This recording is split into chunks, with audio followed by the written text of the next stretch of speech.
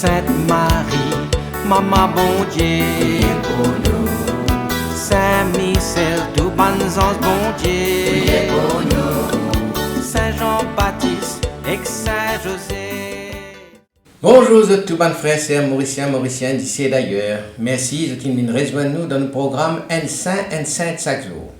Dans ce programme-là, nous avons l'occasion de faire un peu connaissance, un saint, que l'Église invite nous pour célébrer chaque jour et nous demandons aussi prier pour nous et intercéder pour nos familles. Aujourd'hui, le 11 janvier, l'Église invite nous à célébrer mémoire Saint Paulin d'Aquilée, patron ban théologien, ban catéchiste, patron ban évêque engagé dans le dialogue, patron ban qui peut œuvrer pour l'unité de la foi. Et nous profitons de l'occasion pour saluer ban Paulin, ban Pauline, ban Paul. Dans grand la salle, quand tu n'as ban l'évêque, tu n'as ban abbé, tu n'as ban théologien, chacun peut être d'autres camarades. Le silence est lourd. Tu as un débat qui est assez vif, qui est déroulé. Et la tension là est palpable. Débat là, il y a une doctrine. Parce qu'il y a une doctrine qui n'est pas trop sûre qui peut circuler. Une interprétation un petit peu fragile qui peut menace pour fissurer l'unité de la foi chrétienne. Alors, dans ce silence-là, dans la salle-là, au milieu, ça va l'évêque là, ça va l'abbé là, ça va le théologien là, un homme met les debout.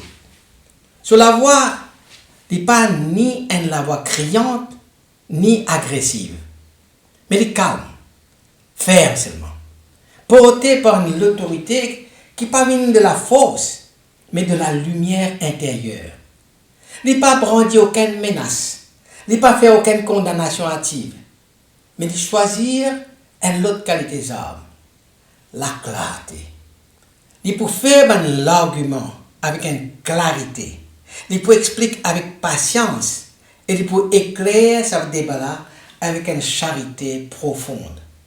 Sa conviction est profonde. La vérité n'est pas imposée par la violence, mais par la lumière et par l'amour.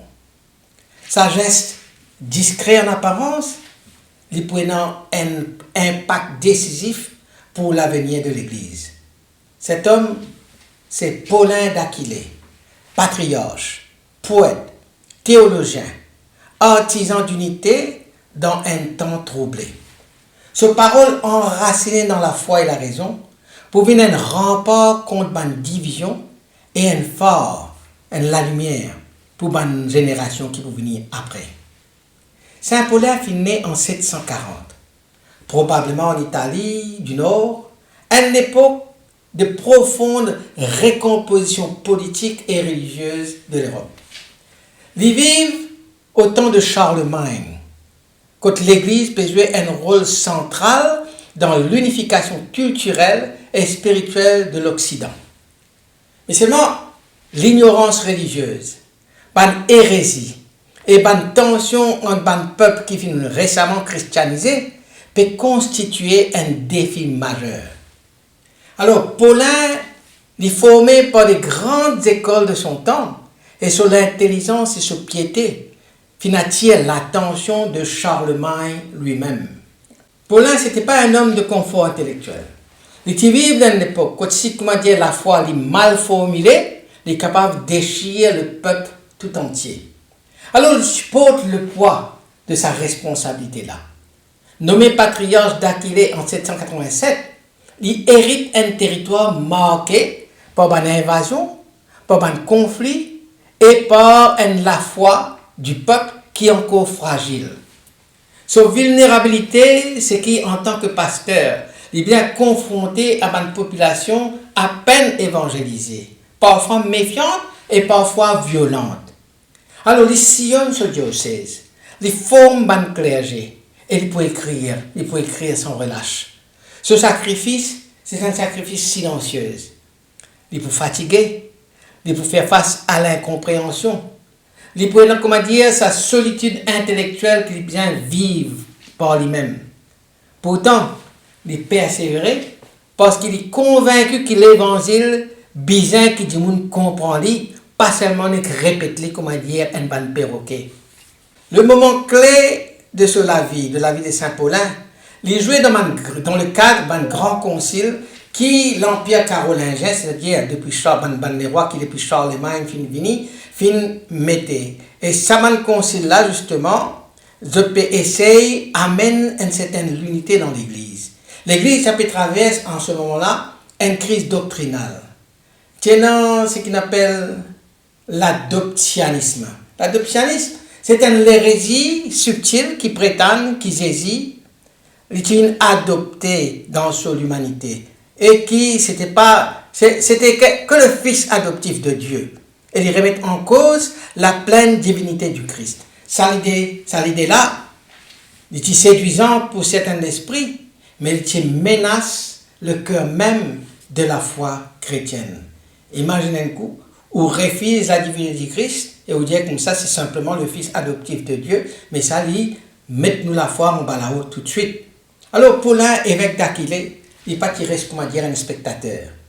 Il prend part à un débat avec une lucidité très rare sur l'intervention, qui est marquée par une rigueur théologique et une clarté pastorale. Et ça fait de lui la voix majeure, importante et très écoutée de l'Occident. Il comprend que sa mission il dépasse frontières ce diocèse. Il est appelé à défendre la foi de l'Église universelle.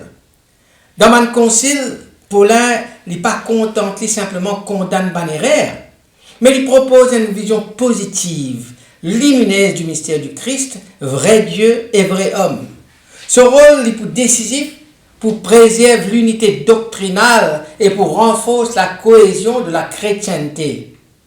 Saint Paulin pas une laisse derrière lui un récit, une guérison spectaculaire ou un prodige visible. Ce miracle, c'est tout à fait l'autre domaine, l'autre plaine. Ce miracle, c'est plutôt intellectuel et c'est plutôt un miracle de paix. Dans l'époque où la foi, ça peut transmettre surtout par une parole et une prédication, un erreur doctrinale capable de venir une catastrophe spirituelle. Il est capable d'amener des générations dans la confusion. L'hérésie adoptionniste, par exemple, quand je dis comme ça, le Christ, c'est simplement le fils adoptif de Dieu. Mais maintenant, on peut prêcher ça tout autour. Ça peut menace pour décider la foi dans la divinité du Christ. Alors, Paulin, par ce écrit profond, ce intervention devant le concile, il finit accomplir un vrai miracle d'unité doctrinale.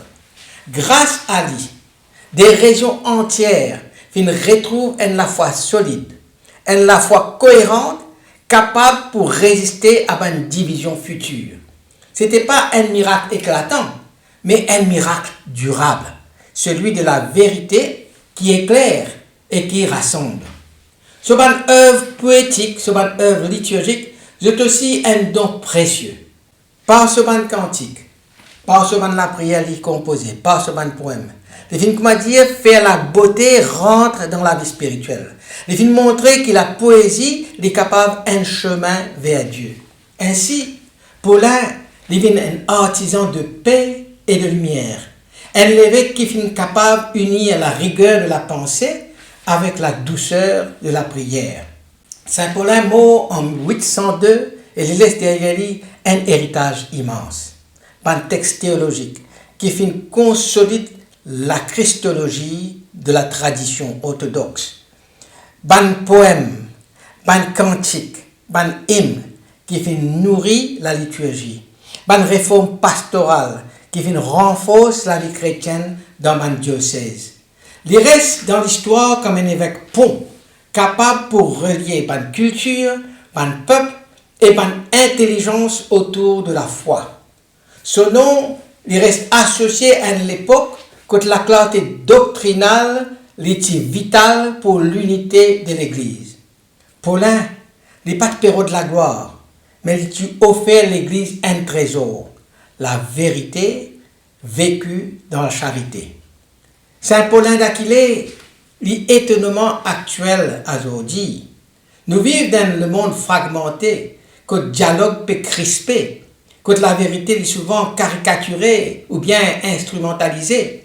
Et dans toutes sortes de qualités des bases, on dit, la tentation est grande pour nous choisir en deux extrêmes, soit le relativisme qui dilue tout, ou bien la rigidité qui enferme tout. Alors Paulin vient enseigner nous un autre chemin. À nous pense la foi comme un acte d'amour. Pour lui, l'intelligence, ce n'est pas une arme pour dominer, mais c'est un service pour éclairer. Rappelle-nous que la théologie, ce n'est pas simplement une spéculation froide, mais une quête, une recherche passionnée de la vérité qui libère nous. Sur l'exemple, montre-nous que l'unité n'est pas construite au prix du silence, mais par la clarté et la charité.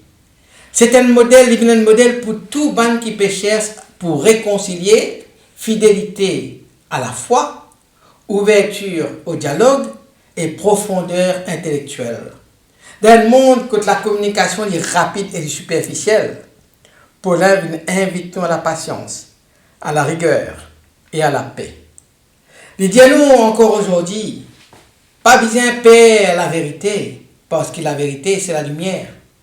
Pas besoin de perdre le dialogue, parce que le dialogue c'est un chemin. Et qu'il jamais faudrait qu'il nous sacrifie l'essentiel, c'est-à-dire le Christ, vrai Dieu et vrai homme, qui est le cœur vivant de notre foi. Alors, à nous prier. Saint Paulin d'Aquilée, toi qui finis servir la vérité avec intelligence, et tu finis servir l'unité avec patience, intercède pour nous l'Église. Aide-nous pour eux de la clarté sans arrogance, la fidélité sans dureté, le dialogue sans compromission. Qui nous donne parole, je aider à construire, c'est que la peur et l'ignorance peut détruire. Saint Paulin d'Aquilée, priez pour nous familles. Amen. Qui bon Dieu bénisse autres et tous les bonnes proches. Qui soit l'esprit habite toujours dans eux. Qui les protège autres toujours et partout. Au nom du Père et du Fils et du Saint-Esprit. Amen. Et à demain.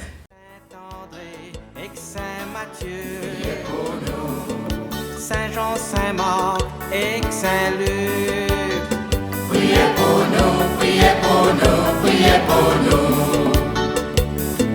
Sainte-Marie-Madeleine et Saint-Étienne, Priez pour nous, Saint-Ignace et Saint-Laurent, priez pour nous.